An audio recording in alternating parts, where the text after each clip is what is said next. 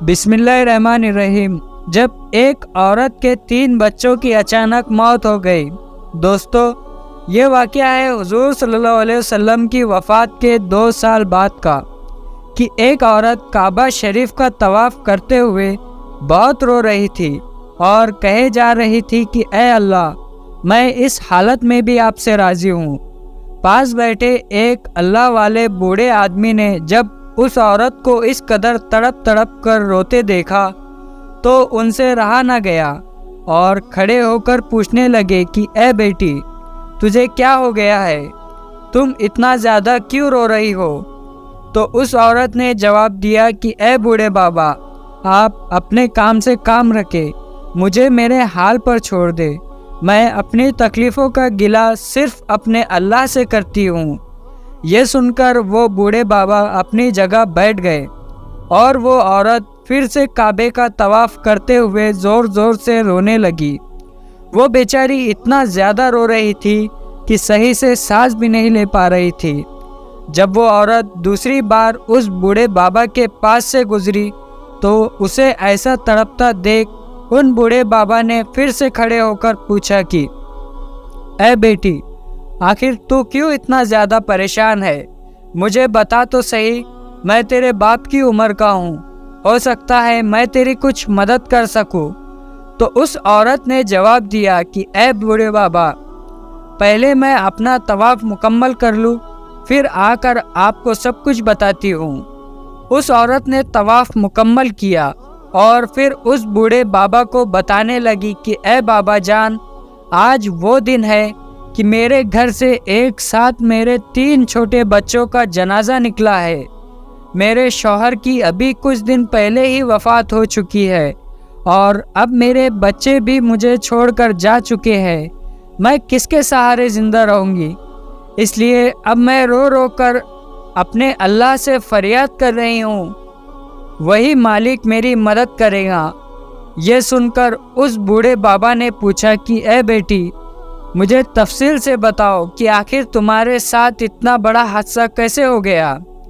तो वो औरत रोते हुए कहने लगी कि ए बाबा जान, आज सुबह जब मैं तंदूर के पास बैठी रोटियां पका रही थी तो मेरा दूध पीता बच्चा मेरी गोद में था और मेरे 2 लड़के की जिनमें एक की उम्र 6 साल की थी और दूसरे की सिर्फ 5 साल, वो दोनों साथ साथ कमरे में खेल रहे थे। तो उन दोनों लड़कों में सब बड़े लड़के ने छोटे से कहा कि क्या तुम्हें पता है कि बकरीद वाले दिन हमारे अब्बू ने बकरे को कैसे ज़ुबह किया था? तो छोटे भाई ने जवाब दिया कि मुझे तो नहीं पता, मैं तो उस दिन मौजूद नहीं था। तो बड़े भाई ने कहा कि तुम यहीं पर रुको, मैं अभी छुरी लेकर आता हूँ और तुम्हें बताता हूँ कि आखिर बकरा कैसे ज़ुबह किया जाता है। और फिर उस बड़े भाई ने छुरी लाकर अपने छोटे भाई को ज़मीन पर लेटा दिया और उसकी गर्दन पर छुरी चलाते हुए कहने लगा कि अब्बू ने बकरा ईद के दिन ऐसे बकरे को ज़ुबह किया था। उस बड़े भाई को पता भी नहीं था कि गर्दन पर छुरी चलने से इंसान की मौत हो जाती है। वो तो बस मासूमियत में अपने छोटे भाई को सिखा रहा था कि बकरे को कैसे ज़ुबह किया जाता है। छोटे भाई की जैसे ही गर्दन कटी, वो ज़मीन पर तड़पने लगा और अपनी ज़िंदगी की आखिरी सांसें गिनने लगा। वो औरत कहने लगी कि ए बाबा जान, जैसे ही मैंने बच्चे को चीखने की आवाज़ सुनी तो दौड़ती हुई कमरे की तरफ गई तो क्या देखती हूँ कि मेरा बच्चा ज़मीन पर पड़ा तड़प रहा है। उसकी गर्दन खून से फव्वारे की तरह बह रहा है और वो अपनी ज़िंदगी की आखिरी सांस ले रहा है। ये मंज़र देख मेरे तो होश उड़ गए और मैं चीखती हुई अपने बच्चे की तरफ लपकी और जल्दी से उसे अपनी गोद में लिपट लिया। वो मुझे कुछ कहना चाह रहा था लेकिन गर्दन कटने की वजह से बोल नहीं पा रहा था। आखिर देखते ही देखते मेरे उस प्यारे से बच्चे ने मेरी आंखों के सामने दम तोड़ दिया और मैं अंदर ही अंदर आंसुओं की घूंट पी रही थी। मैं अपने बच्चे को गोद में लिए ज़ोर ज़ोर से रो रही थी। मैं उस घर में अकेली थी, कोई मेरी मदद करने वाला नहीं था। अभी कुछ दिन पहले मेरे शौहर की वफ़ात हो गई थी और अब मेरा एक बच्चा भी मुझे छोड़कर चला गया। मुझे थोड़ी देर के बाद ख्याल आया कि ज़रा मैं अपने बड़े लड़के की खबर तो लूँ कि आखिर उसने ऐसा काम क्यों किया कि छोटे भाई की गर्दन ही काट दी। मेरा बड़ा लड़का डर कर घर में कहीं छुप गया था, तो मैं जल्दी से उठी और उसे तलाश करने लगी। अचानक मेरी नज़र घर के कोने में पड़ी लकड़ियों की तरफ गई, तो मेरा बड़ा लड़का उन लकड़ियों के पीछे छुपा बैठा था।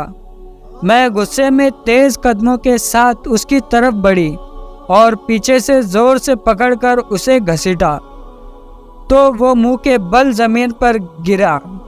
मैंने देखा कि उसके मुंह से सफ़ेद फेना निकल रहा है। मैं जब लकड़ियों के अंदर झांक कर देखा तो वहाँ एक बहुत जहरीला सांप बैठा फुंकार मार रहा था। उसी सांप ने मेरे इस बड़े बच्चे को डस कर मार दिया। ये मंजर देख तो मेरा दिल कांप गया। मैं अकेली बेबस उस घर में चीख चिल्ला रही थी, कोई मेरी मदद करने वाला नहीं था। अचानक मुझे आंगन की तरफ से एक चीख सुनाई दी, तो मैं दौड़ती हुई आंगन की तरफ गई तो क्या देखती हूँ कि मेरा दूध पीता बच्चा, कि जिसे मैं तंदूर के पास छोड़कर चली आई थी, वो ज़मीन पर रेंगता हुआ तंदूर के अंदर गिर गया और मेरी आंखों के सामने तंदूर की भड़कती आग में जलकर उसकी भी मौत हो गई। इतना बताकर वो औरत ज़ोर ज़ोर से रोने लगी और कहने लगी कि ए बाबा जान, आज ऐसा दिन है कि सुबह मेरे घर से मेरे 3 बच्चों का जनाजा निकला।